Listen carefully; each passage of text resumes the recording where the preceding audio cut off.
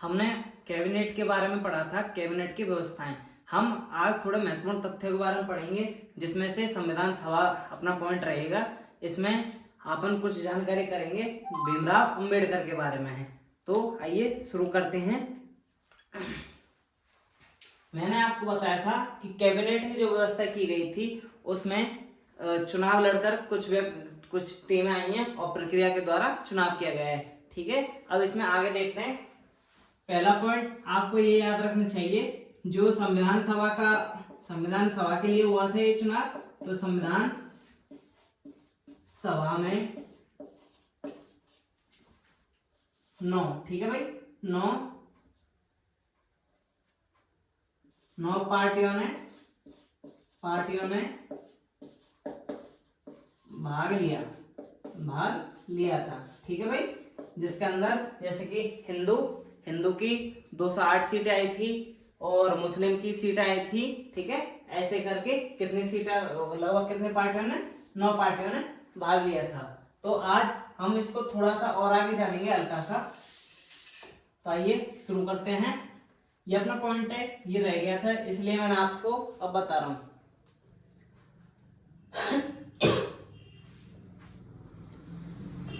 हाँ, इसमें से एक और पॉइंट और देख लेते हैं। जब ये पार्टियों ने भाग लिया था तो इसके दौरान, ठीक है, चुनाव की प्रक्रिया के दौरान अपने महात्मा गांधी के द्वारा इसमें भाग नहीं लिया, क्योंकि महात्मा गांधी ने स्वयं मना कर दिया था।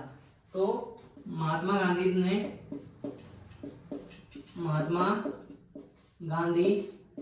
ने चुनाव में भाग नहीं लिया। ठीक है भाई, और महात्मा गांधी को देखते ही, मतलब इसको देखकर ही मोहम्मद जिन्ना ने भी उसमें से क्या अपना नाम हटवा लिया था संविधान सभा के चुनाव में से। तो ये क्या, महात्मा गांधी की बराबरी करना चाहते थे, इसलिए इसने क्या नाम हटवा लिया, तथा मोहम्मद जिन्ना ने भी भाग नहीं लिया। ठीक है भाई, मोहम्मद जिन्ना ने भी क्या नहीं लिया था, भाग नहीं लिया था। अब थोड़ा सा संविधान सभा की तरफ चलते हैं। ठीक है, संविधान सभा,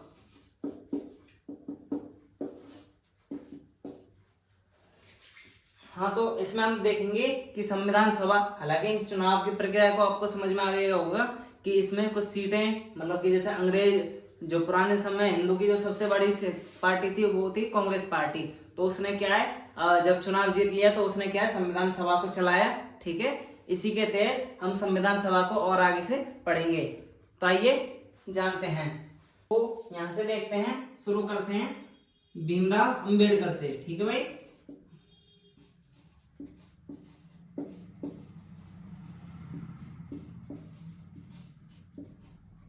ठीक है भाई, देखो भीमराव अंबेडकर की एंट्री इस संविधान सभा के कैसे होगी, इसके बारे में थोड़ा जान लेते हैं। और ये क्या, संविधान सभा के क्या बनेंगे, सभापति, और इसके बाद ही ये क्या बनेंगे, जो कानून बनाएंगे, और प्रारूप समिति के क्या बन जाएंगे, अध्यक्ष।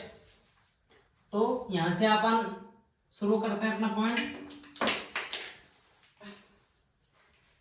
तो देखो, पहले ये सीधी सी बात है, आपको पता होगी, सबसे पहले क्या है, चुनाव कराएंगे और चुनाव के बाद ही आदमी जीत के आता है। ऐसा प्रारूप जो कैबिनेट व्यवस्था थी, जो कमेटी आई थी, उसके द्वारा तय कर दी गई है। तो हमारे भारत में क्या, चुनाव होने की प्रक्रिया शुरू हो चुकी है। तो भीमराव अंबेडकर की एंट्री कैसे होगी, आइए जानते हैं। तो पहली बात,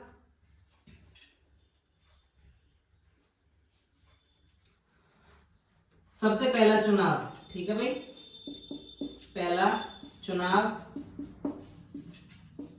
अंबेडकर जी ने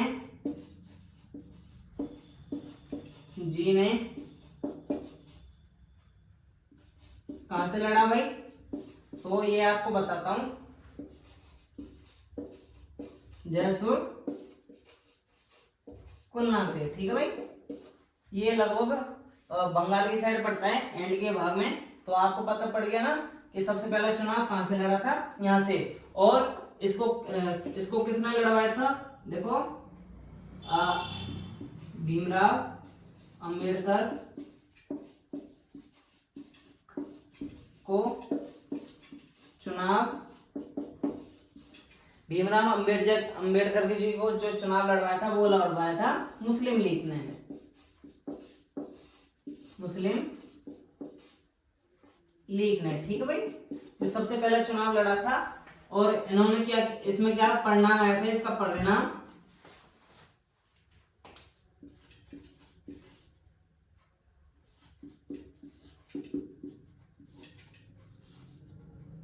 जो इसका परिणाम था वो क्या, पहले थे इसमें क्या हुए थे, ये जीत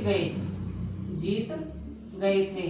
किंतु इसमें एक घटना हुई थी, जब आपको पता है कि जब भारत पाकिस्तान को अलग किया गया था तो ये जो जैसुर वाला भाग है ये क्या पाकिस्तान में चला गया, जिसके कारण हमारे अंबेडकर जी जीतते हुए क्या एक तरह से हार चुके थे, क्योंकि अब संविधान सभा के पास जाने में कोई वो नहीं था उनके पास रास्ता। तो ये जाते कैसे, जब ये भाग अपना पाकिस्तान की तरफ चला गया, तो एक तरह से देखे जाए ये इनको बोलते हैं जीत कर भी हार गए थे पहली बार। हालांकि जीते, पर ये इसमें क्या परिणाम तो ये रहा है, और इसमें क्या घटना हो गई, भारत पाकिस्तान के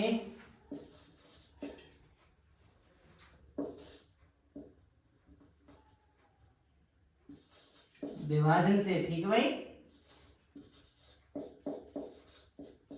जन से जैसुर, ठीक है भाई, जैसुर खुलना भाग पाकिस्तान में, शॉर्ट में लिख देता हूं, पाक में चला गया भाई, ठीक है, चला गया।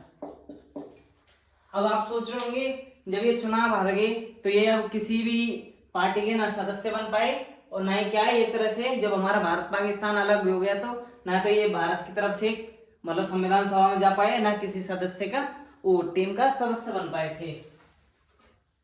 तो फिर ये संविधान सभा में कैसे आएंगे, इसके बारे में इनके और देख लेते हैं। यहां तक अगर आपको कोई दिक्कत हो तो बता दो।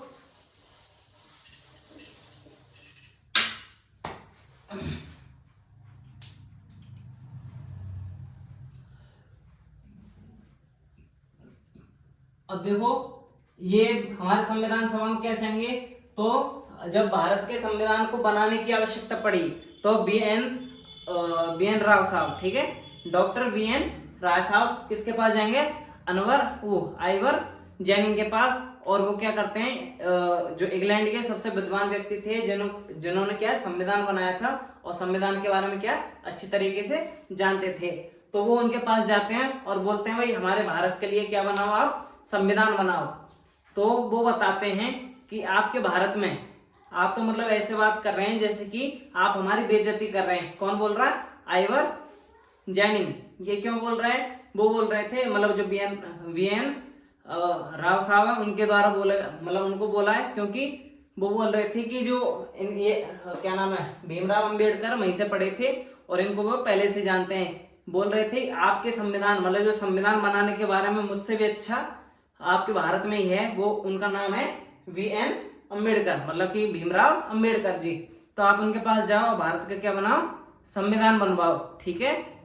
तो इनको ये सलाह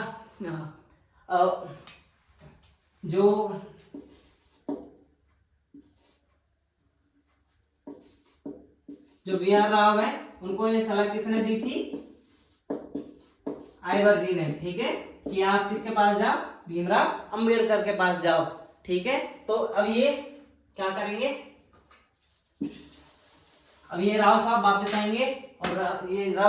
आएंगे और संविधान सभा, ठीक है, जो कांग्रेस पार्टी बन चुकी है भाई, जीत के तो वो आई थी ना, कैबिनेट में वालन पर आया था मैंने आपको, तो वो उसके यह बात उसके सामने रखेंगे पार्टी के सामने कि हमको क्या है, भीमराव अंबेडकर जी को कैसे न कैसे संविधान सभा के अंदर लाना है। तो अब यहाँ से प्रक्रिया शुरू होती है कि इनके सबसे पहले उस क्षेत्र में क्या कराया जाएगा, चुनाव कराया जाएगा, जिस क्षेत्र में क्या है ये भीमराव अंबेडकर हैं वो रहते हैं। और इसके बाद फिर वो जीते जाएंगे और अपने संविधान सभा के क्या बनाएंगे, सदस्य बनाएंगे। तो मैं इसको मिटा देता हूं।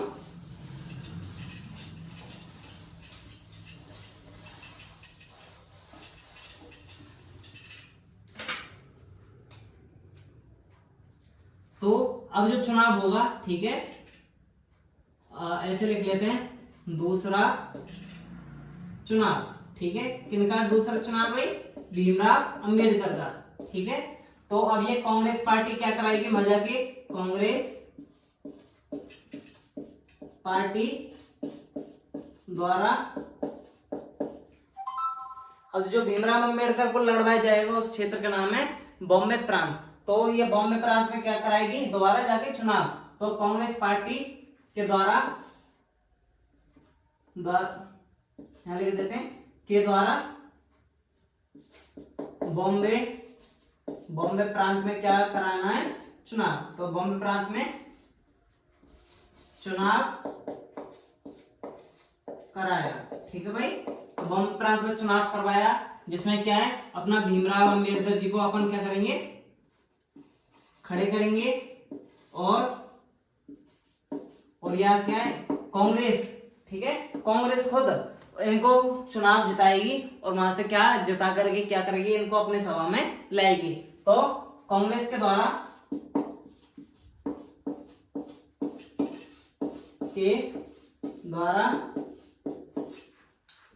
इनको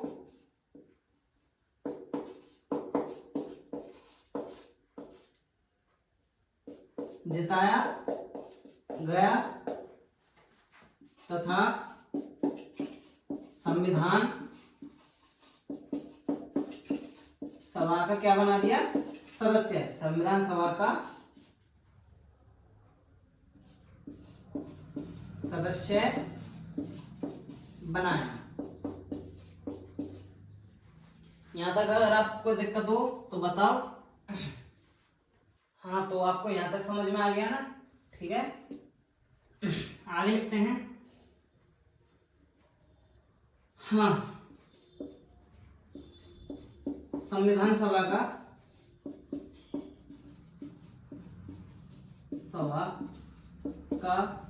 जनक, ठीक है भाई, संविधान सभा का जनक किसको माना जाता है, भीमराव अंबेडकर को, ठीक है भाई। भीमराव अंबेडकर जी को क्या माना जाता है, इसका।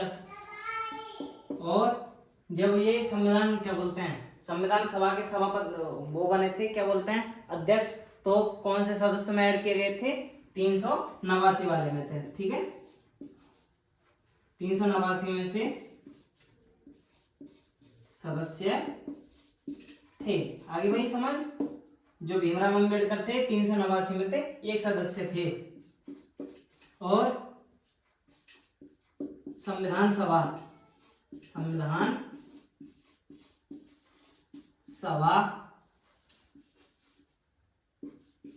की, ठीक है भाई, संविधान सभा की क्या है, प्रारूप समिति है ना, संविधान सभा की प्रारूप समिति, ठीक है, क्या है ये, अध्यक्ष बने थे, ठीक है भाई। यहां तक आपकी अंबेडकर जी के बारे में, यहां तक आपको पता होगा कि अंबेडकर जी की जो नॉर्मल डिटेल थी, जो संविधान सभा में कैसे आए, कैसे वो अध्यक्ष मतलब सभापति के अध्यक्ष बनेंगे, क्योंकि ये क्या कानून बनाएंगे, प्रारूप समिति का गठन करेंगे, जिसके खुद अध्यक्ष होंगे।